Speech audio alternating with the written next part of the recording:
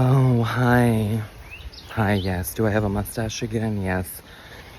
I don't know if I'm going to post this because I'm staying off social media, but I'm going to record these things and then maybe at a later date. But I was thinking, hair salon stuff. I've been doing hair, been in hair salons, been in the hair industry for almost 20 years, like 19 or so. I am currently licensed in 3 states, California, Nevada, and Texas, which means I can legally do hair in all 3 of those states. Something that I was thinking about today, I've worked in a lot of salons, and when you first start in the salon industry, if you can, with fundage and stuff, I always say, like, if you can assist somewhere, because in beauty school is such a lot of the teachers in beauty school are like failed hairstylists. I don't know. I'm so sorry if you're one of them. I'm thinking someone in my head right now who's not. Brent Cullen. I'm not talking about you. But for the most part, the teachers that I encountered, I was already at the level that they were at in beauty school. We even had the extent of, we even had, I remember my friend Amy and we would have this teacher Celeste come up to us because she wouldn't understand the color line that we had at our beauty school that she worked for. And we would have to consult with other students and her. So that was the beauty school experience that I had. They pretty much made it so I could graduate. We weren't doing anything fun, girl. I remember doing press and curls over and over again. So, which I never used press and curls. It's just not something that I do. So, cut to me rebuilding a career in Texas after years and years of attempting to make Los Angeles work with acting and writing and doing hair and dog walking and all these different avenues and all that kind of stuff. So, cut to I'm back in Texas, and hair is hard, okay? And hair is hard not because the hair is hard. Hair is hard because of the people, because of social media, because of what you guys can find on social media now. For instance, I have one client that's like a natural blonde I do balayage on. She gets me all these people, but like the people that come in, her hair is not the same. So it's not going to be the same. So if hair was just coming in, doing hair, and leaving, I'd say, great. It's not that.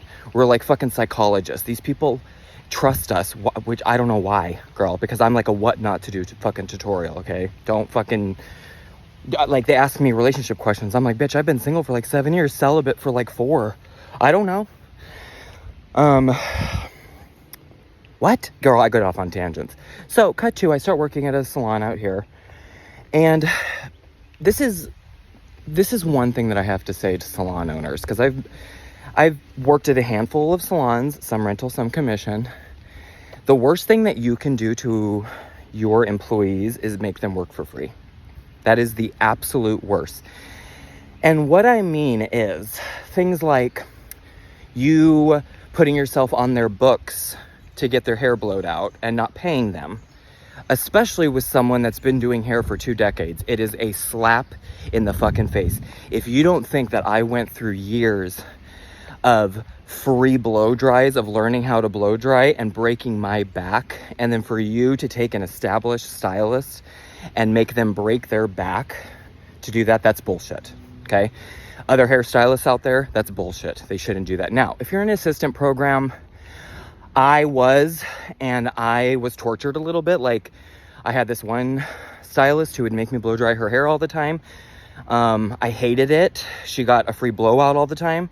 But you know what? I was taught, and if it wasn't for her, I wouldn't know how to blow out. Cut to now, okay?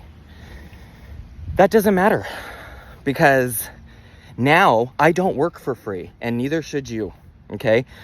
I don't even know if assisting is the right thing to do nowadays, because I'm so moved away from that. I have no idea. So maybe I'm just speaking about my experience, but stylists, you should never work for free. That is your self-esteem, okay? That is your confidence, that is everything.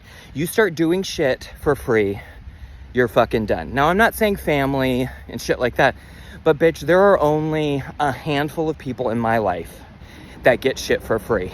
And you better believe that I get a return with something else, bitch. Oh, now, if you have never learned or were taught that thing, aka meaning like Brazilian blowout, extensions, a certain haircut, a certain color technique. And by the way, okay, this is something else that I noticed recently. Perfect one color balayage technique before you go out and attempt to do a brand new one, okay? I cannot stress enough that you have to figure out first how to do something perfectly one way. Not perfectly, but the way you make it perfectly, okay? And then go on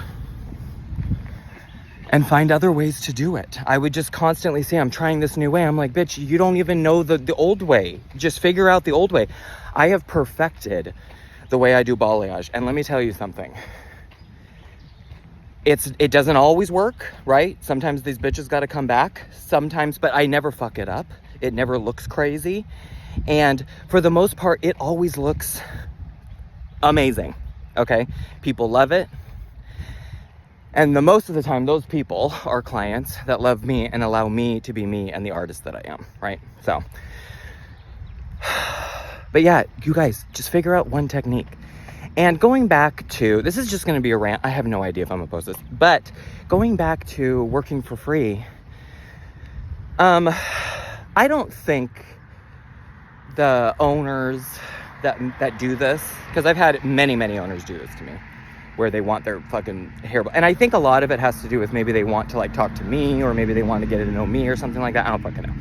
If you want to get to know me, bitch, just look on my YouTube. But my God, I have the worst memory these days, either because I'm old or I'm smoking too much pot, or both, or I've been hit one too many times with the snake. You know what I'm saying? But so yeah, I don't think that these people are like, he, let me fuck with the stylist and let me make them hate their life and blow dry their hair. I don't think that's it.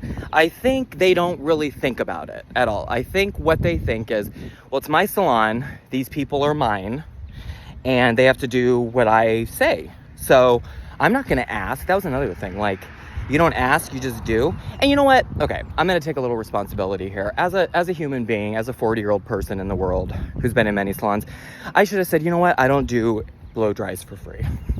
I should have said that. But I didn't have the will. I didn't have the self-confidence. It was a new salon. It was all these different things. But listen, let's go back to this. If you don't want to do something, don't do it. I stopped doing men's hair a long time ago because fucking barbershops started popping up. I wasn't trained properly to be a barber and use clippers. Like, that's not what we focused on in beauty school 100 decades ago.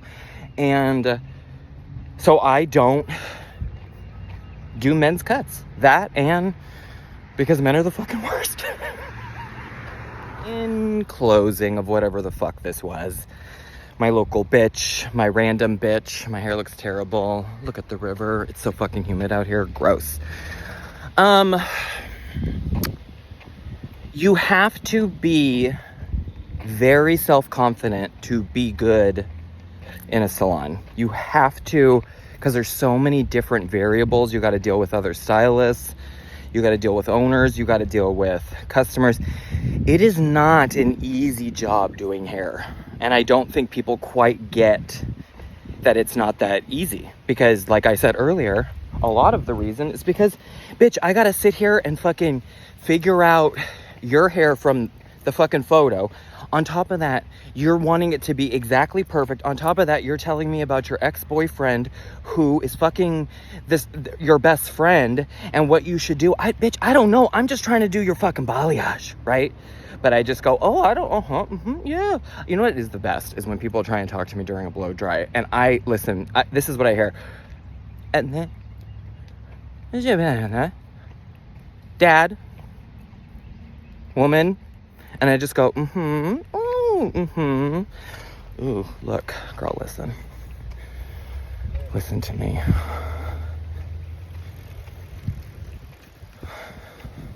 I wish I had the self-confidence to scream left when I'm coming up behind someone. I do. I wish I had the self-confidence. People that do that let you know they're right behind you when they're behind you, they're saints. They're saints. They scare the shit out of me. And I do jump a little bit. But listen, they're letting me know I don't have the self-confidence to do that.